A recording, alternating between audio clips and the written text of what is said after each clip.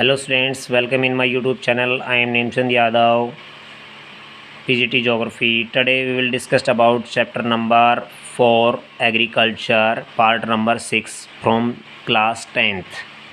Okay, Geography, part number 6 of chapter number 4 Agriculture. Now we will start.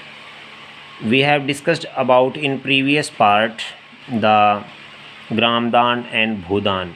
That is very important case study of this chapter. Now, contribution of the agriculture to the national economy, employment and output.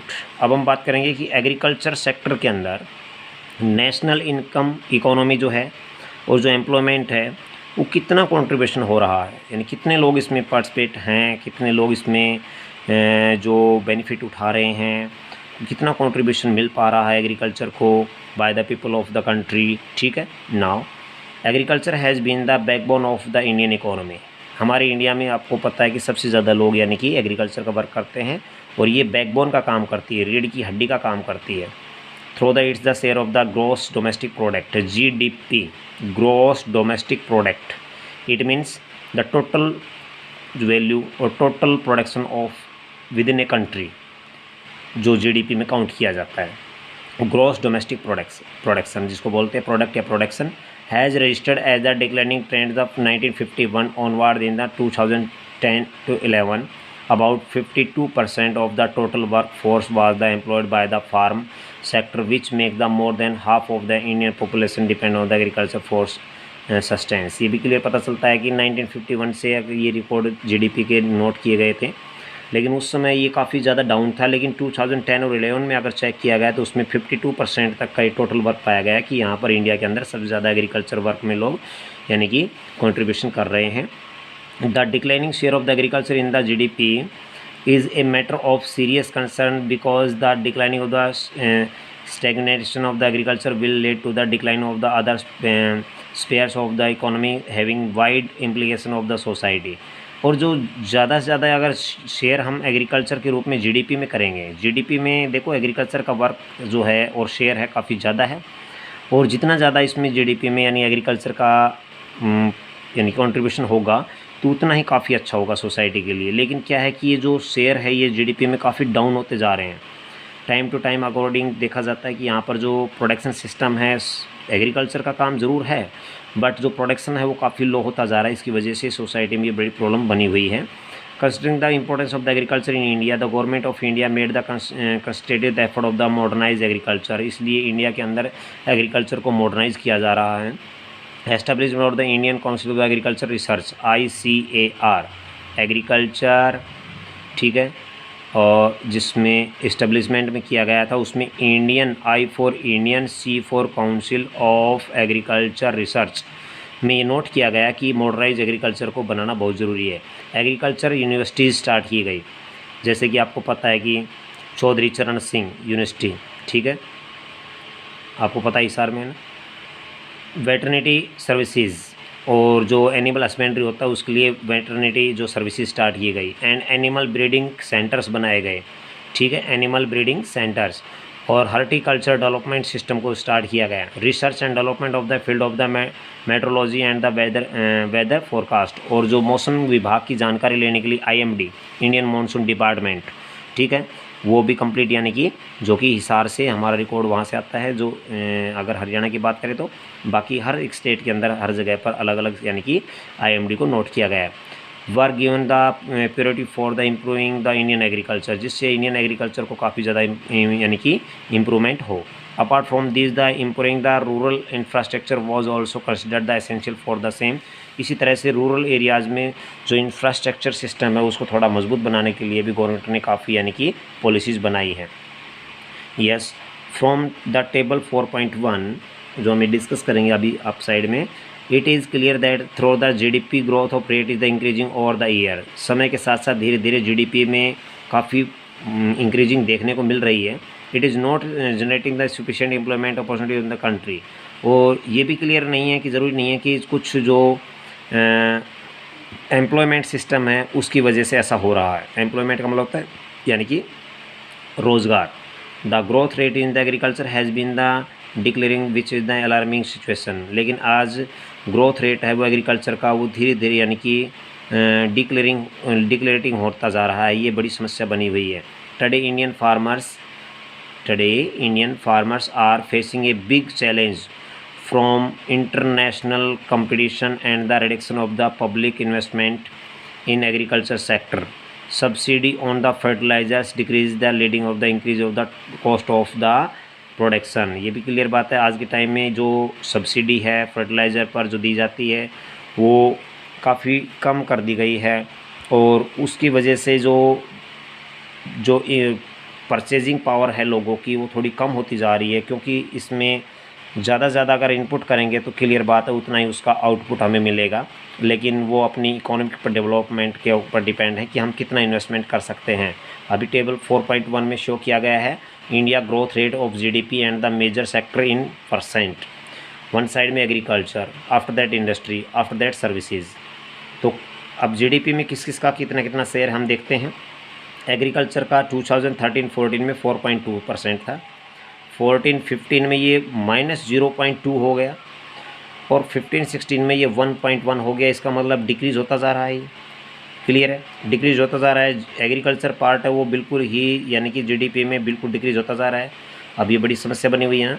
Industries का क्या है, 5.0 था, 5.9, 7.3। Industrialisation ज़्यादा होने लगा, ये सबसे ज़्यादा यानी कि अगर एग्रीकल्चर से बेटर यानी कि इसमें मिला। और बेस्ट किसका है, सर्विसेज का, 7.8 जो 13-14 में था, फिर 10.3 और फिर 15-16 में 9.2 पर आया। बट फिर भी अगर हम इसमें एवरेज निकालते हैं तो क्लियर बात है कुछ अप और डाउन नॉर्मल चलते ज़रूर हैं, लेकिन इससे पता चलता है जीडीपी का क्या हुआ। इसके अंदर 13-14 में 6.6 था टोटल देखा जाए तो, उसके अकॉर्डिंग जीडीपी की बात की जाए तो 7.2 और 7.6 की बात की जाए तो ये इस तरह का रिकॉर्ड सामने आता है। ठीक है, तो ये क्लियर बात यहाँ पर सामने आई। यहाँ पर आपने देखा कि किस किस तरह से कितना कितना परसेंट होना चाहिए और कितना कितना परसेंट इसमें आ रहा है, वो सारी कंप्लीट एवरेज निकाल करके दी गई है यहाँ पर। ठीक है, तो इससे पता चल रहा है हमें कि एक्चुअल में जो एग्रीकल्चर है वो हमारे जीडीपी को बहुत कम यानी कि उसमें पार्टिसिपेट या कंट्रीब्यूशन मिल रहा है। Moreover, the reduction of the import duties of the agriculture product have with provide the determinant of the agriculture in the countries. Farmers are the withdrawing their investment from agriculture because causing a downfall of the employment in the agriculture. अभी main reason है कि लोग क्या करते हैं कि खेती से ही अपना यानी कि जो विड्रॉल सिस्टम है वो इसी से करना चाहते हैं, इन्वेस्टमेंट है वो भी इसी में से लेते हैं। उनके पास दूसरी किसी तरह की भी हेल्प नहीं मिल पाती है, क्योंकि जो स्मॉल जो फार्मर होते हैं वो दूसरी जगह से कहीं से यानी कि अपनी इनकम को बढ़ाने के लिए वो किसी दूसरी जगह से यानी कि जो रेट है जो यानी कि लोन है क्रेडिट है उसको लेने में प्रॉब्लम उनके सामने आती है, इसलिए वो बिल्कुल पीछे हट जाते हैं, पीछे रह जाते हैं।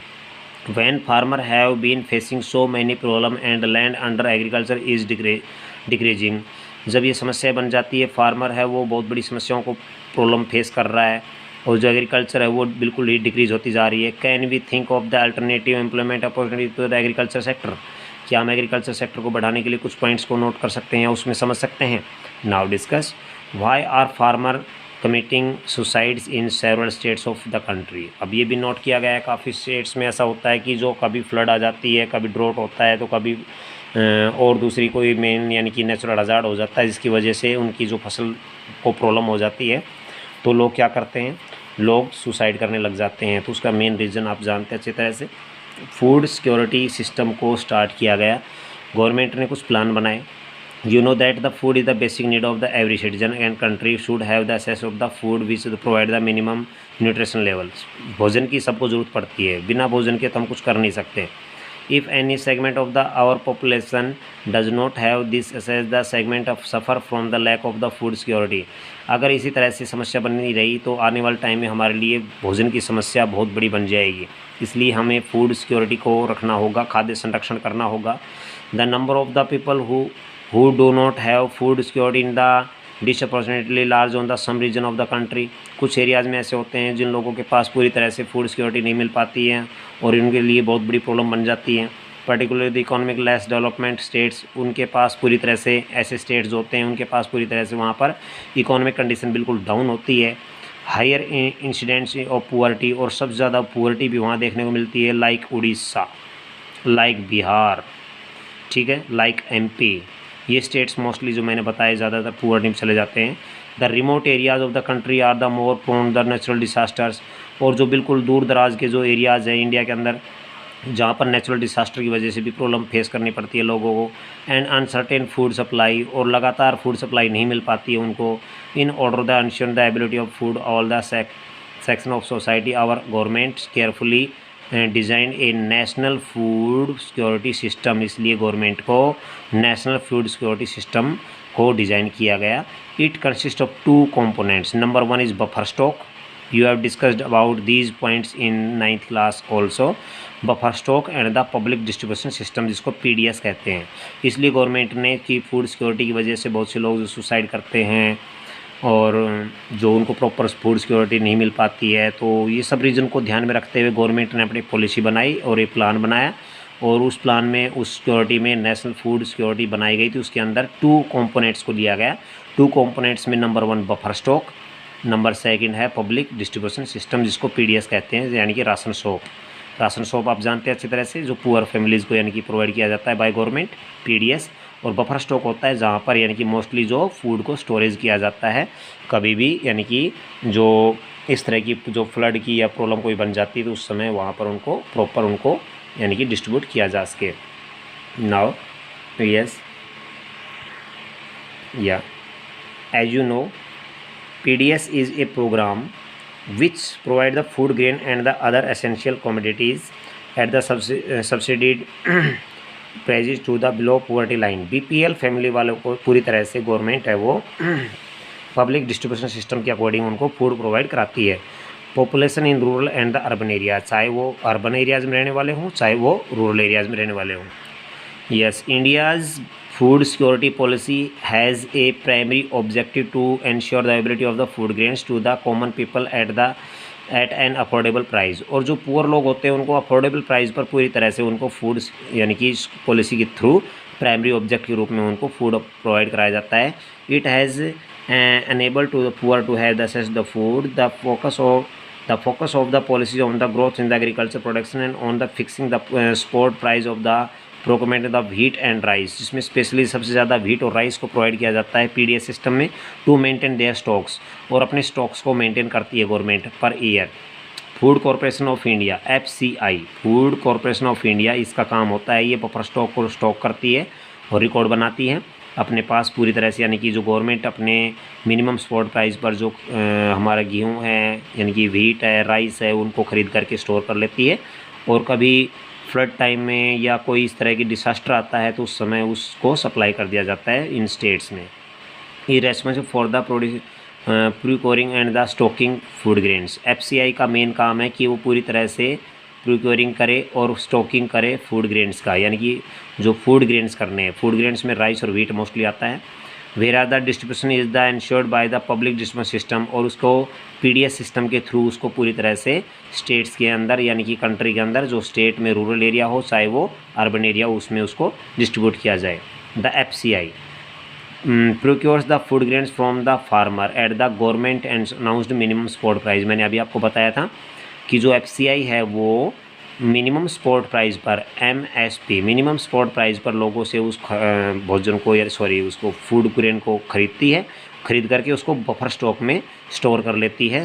काफ़ी लार्ज एरिया में बने हुए होते हैं, सेट डाल करके उनको स्टोर किया जाता है और उसके बाद में टाइम पर उसको PDS सिस्टम के थ्रू उनको लोगों तक पहुंचाया जाता है। यानी कि आप देखिए गेहूं की अगर कीमत देखें 2000 रुपीज़ पर क्विंटल है, और गवर्नमेंट जब हमें प्रोवाइड कराती है PDS सिस्टम से, तो आप देखिए ज़रा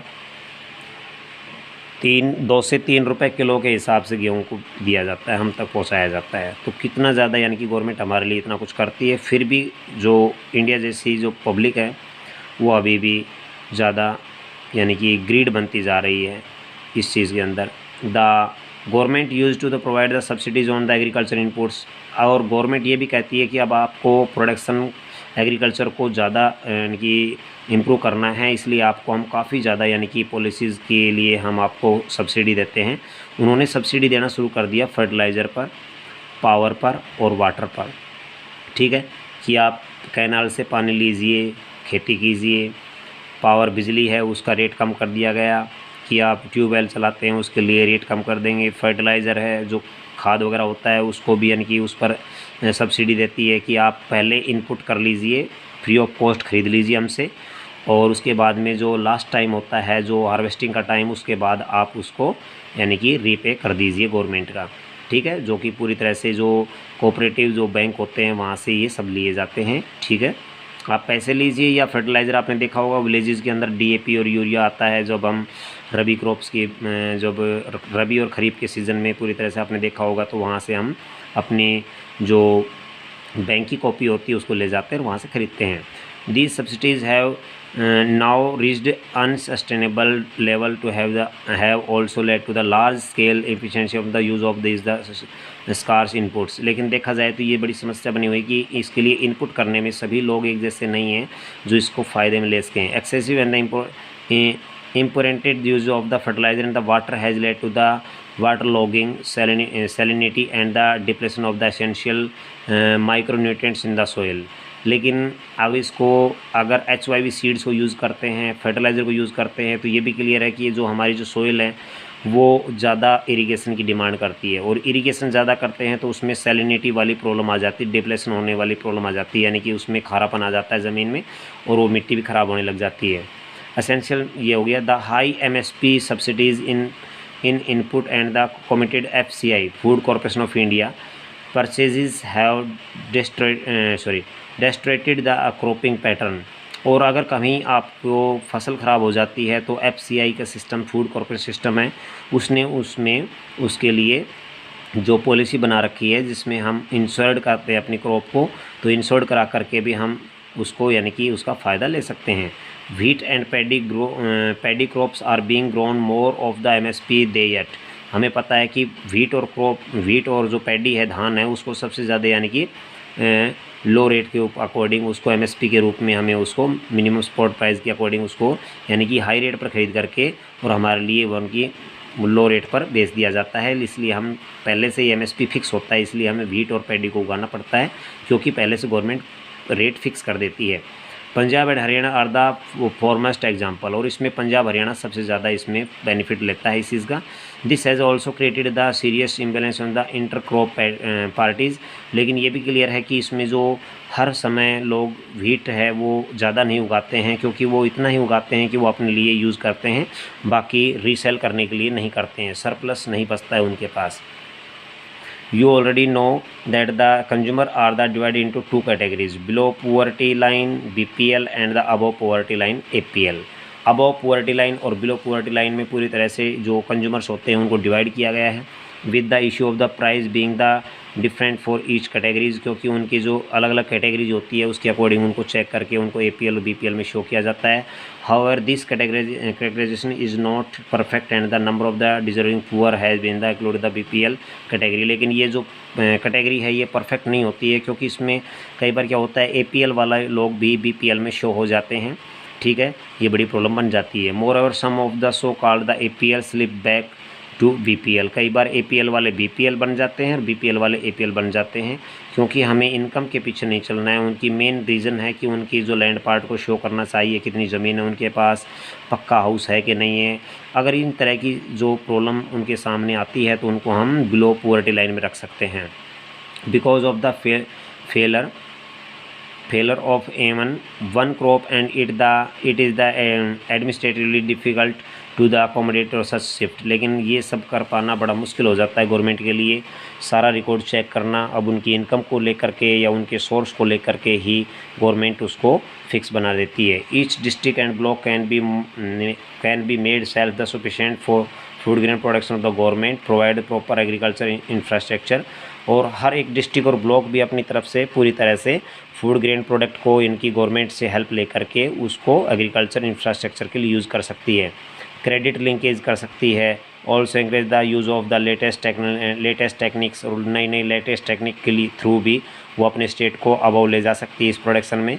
instead of the constructing the only the one rice और व्हीट। ये ज़रूरी नहीं है कि हम राइस और व्हीट पर ही करें, अदर फूड क्रॉप्स में भी हम कर सकते हैं। The food crop with a better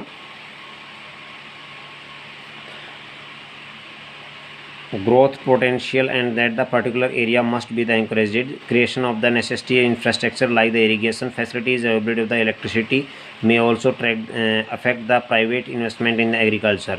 और हम ये भी क्लियर करते हैं कि अपने लिए आजकल क्या होता है, गवर्नमेंट होती है वो अपना फुल यानी कि वो पब्लिक को फैसिलिटी देने की कोशिश करती है। उसमें हम पूरी तरह से इरिगेशन सिस्टम के लिए अपने ट्यूबवेल बनाते हैं और उसमें इलेक्ट्रिसिटी का कनेक्शन भी लेते हैं और इलेक्ट्रिसिटी लेकर के उसमें हम काम करते हैं। तो ये कुछ ही लोग कर सकते हैं जो प्राइवेट इन्वेस्टमेंट करके कर सकते हैं और उसमें एग्रीकल्चर उनका काम करना होता है, क्योंकि सारा का सारा कंप्लीट जो वर्क होता है गवर्नमेंट नहीं करके दे सकती। The focus on the increasing the food grains production which should be on A sustainable basic and also free trade in grain will create the massive employment and the reduce poverty in rural area। और ये भी clear बात है कि food grains को जितना ज़्यादा हम उगाएंगे, प्रोडक्शन करेंगे, उससे हमारी जो पुअर्टी है जो रूरल एरिया की वो धीरे धीरे ख़त्म हो जाएगी और उसमें एम्प्लॉयमेंट सिस्टम जो है हमारा उसमें रोज़गार भी बनेगा और बढ़ेगा। उसमें हम फ्री ट्रेड भी कर सकते हैं, अपने अनाज को कहीं भी बेच भी सकते हैं। There has been the gradual shift from the cultivation of the food crops of the cultivation of foods, जिसमें हम एग्रीकल्चर के साथ साथ जिसमें कल्टिवेशन सिस्टम के साथ फूड क्रॉप्स के साथ साथ हम फ्रूट्स को भी उगा सकते हैं। हॉर्टिकल्चर जिसको कहते हैं, वेजिटेबल है, ऑयल सीड्स है, इंडस्ट्रियल क्रॉप्स होती है उनको भी हम उगा सकते हैं, जिसको हम कैश क्रॉप कह सकते हैं, पीछे हम डिस्कस कर चुके हैं।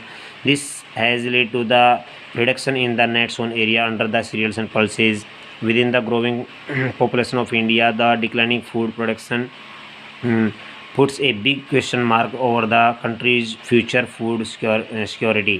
इससे हमें पता चलता है कि आने वाले फ्यूचर के लिए हमारे जो फूड सिक्योरिटी सिस्टम है वो काफ़ी अच्छा बना रहे। और the competition of for land between non agriculture uses such as the housing etcetera. और नॉन एग्रीकल्चर सिस्टम है जिसके अंदर हाउसिंग सिस्टम है, लैंड पार्ट है, उसको पूरी तरह से हम अच्छी तरह से कम्पीट कर पाएँ। And agriculture has the resulted in the reduction of the net sown area. The productivity of the land has the started showing the declining trends. Fertilisers, pesticide and the insecticides which one showed dramatic result. क्योंकि हमें पता है कि जो fertiliser use करते हैं, pesticide use करते हैं, इंसेक्टिसाइड यूज़ करते हैं, उनके रिज़ल्ट भी हमारे लिए काफ़ी ज़्यादा ड्रामेटिक मिलते हैं। उसमें काफ़ी ज़्यादा हमारा प्रोडक्शन अच्छा इंक्रीज़ होता है। Are now being the help of the responsible for the degrading the soils. ठीक है। Periodic scarcity of water has led to the reduction in area under the irrigation.